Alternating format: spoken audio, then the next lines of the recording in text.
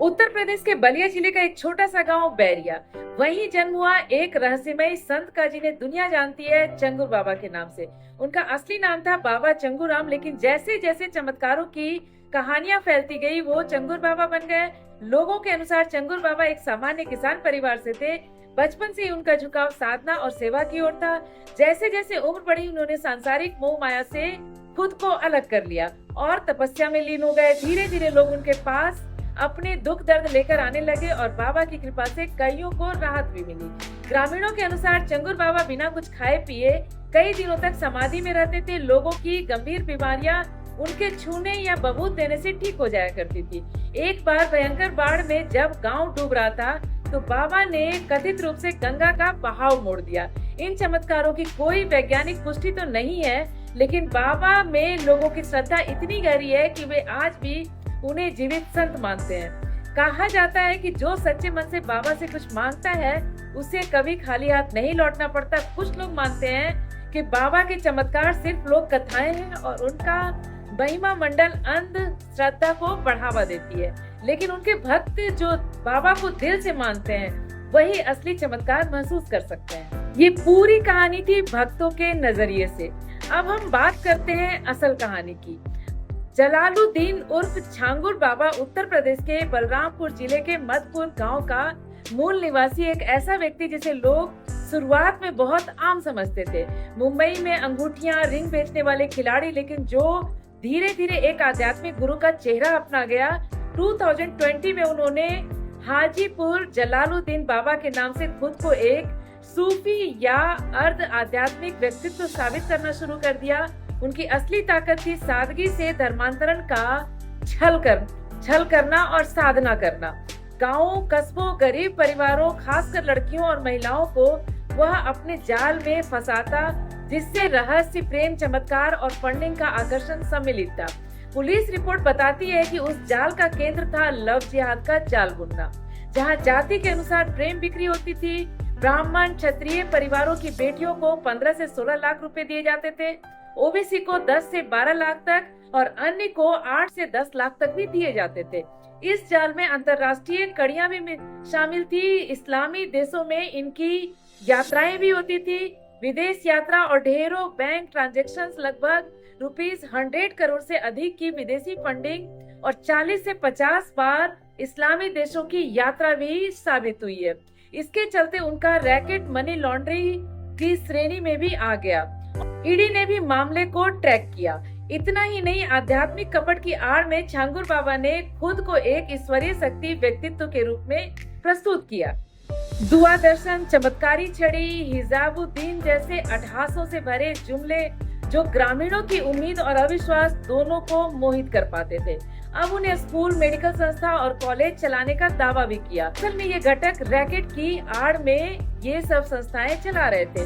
उनके नजदीकी सहयोगी जैसे नीता उर्फ नसरीन, बेटा महबूब और मुंबई के व्यापारी नवीन और घनश्याम रोहरा भी इस रैकेट से जुड़े पाए गए। 25 की दोपहर को लखनऊ में जब एटीएस ने अचानक होटल में छांगुन बाबा और नसरीन को धर दबोचा, उन्हें नॉन बाइलेबल वारंट के आधार पर गिरफ्तार भी किया, जिसमें 50,000 का उनके ऊपर इनाम भी था। महबूब और रोहना परिवार पहले ही अरेस्ट हो चुके थे। गिरफ्तारी की पृष्ठभूमि में एटीएम, बैंक ट्रांजैक्शन, शिकायत राशि के अवलोकन और सूफी गुमान की जांच भी शामिल थी। उन पर जो गंभीर आरोप थे वो थे, फर्स्ट थे गैर कानूनी धर्मांतरण, सेकंड है मनी लॉन्ड्रिंग और थर्ड है अवैध कब्जा, फोर्थ है विधि व्यवस्था में व्यवधान। वे अदालत में पेश किए गए और जुडिशियल रिमांड में जेल भी भेजे गए। साथ ही उनके बैंक खाते और जमीन जायदाद पर रोक लगा दी गई।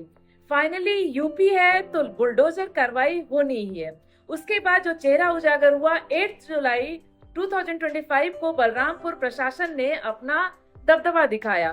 10+ बुलडोजर पीएससी की 2 कंपनियां डीएमएसपी की मौजूदगी में प्रशासन ने उनकी आलीशान कोठी, कॉलेजेस, अस्पताल, मदरसा सबको दबाकर जमीन कर दिया।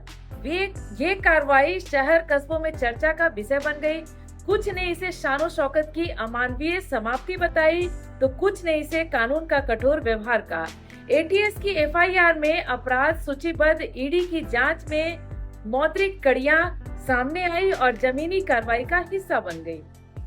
ईडी ने भी उनके ट्रांजैक्शंस की डिटेल्स जांची, जानकारियां मांगी और साथ ही रैकेट सदस्यों की तलाश भी शुरू कर दी।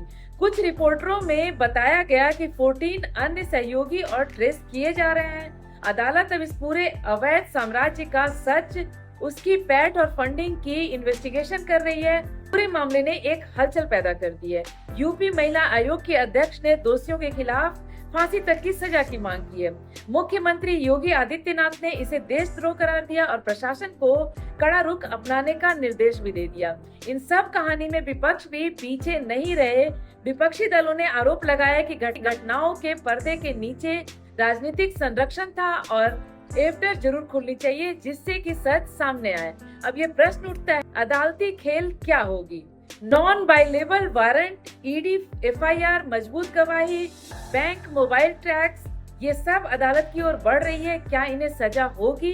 क्या उम्र कैद या जुर्माना होगा या फिर बैंक सीलिंग, जायदाद छीनकर चली जाएगी? सेकंड नंबर पे आती है रैकेट का विस्तार कितना गहरा था। विदेश में ट्रांजैक्शन, स्थानीय प्रेम जाल, स्कूल, मेडिकल संस्था, क्या इसमें और लोग भी शामिल थे? जहां ईडी ने 14 लोगों की जेनेसिस की बात कही है। थर्ड नंबर पे आती है 8 जुलाई की बुलडोजर कार्रवाई सिर्फ दबाव था या फिर कानून का सम्मान? क्या ये नियमन उन्मूलन का संदेश था या फिर राजनीतिक सपाटता? फोर्थ नंबर आती है कानूनी रूप से क्या सजा मिलेगी? ये सारे प्रश्न हमारे सभी के जहन में बार बार गूंज रही है। धर्मांतरण कानूनों की व्याख्या, मनी लॉन्ड्रिंग की संगीन धाराएं और सरकारी संपत्ति पर कब्जा, क्या ये सभी आरोप टिकेंगी? छांगुर बाबा की कहानी किसी काल्पनिक थ्रिल जैसी है, एक ऐसे व्यक्ति की जो आरंभ में छोटी डीलिंग से था और फिर काल्पनिक चमत्कार, अमीरी और प्रेम धारणा धर्मांतरण के सोने की चक्की में फंस गया।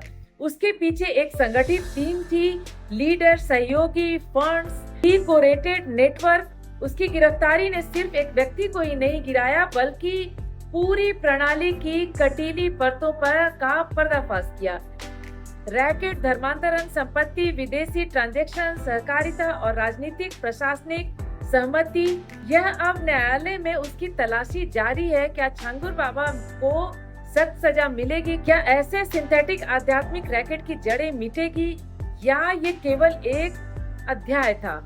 समय, अदालत, ईडी और सार्वजनिक चेतना ये तय करेंगे कि बलरामपुर की इस आंखों में आंसू, जेबों में पानी वाले काल्पनिक गुरु को धर्मांतरण रैकेट, मनी लॉन्ड्रिंग और दबंगई से अलग हटकर एक समयित न्याय मिलेगी या नहीं?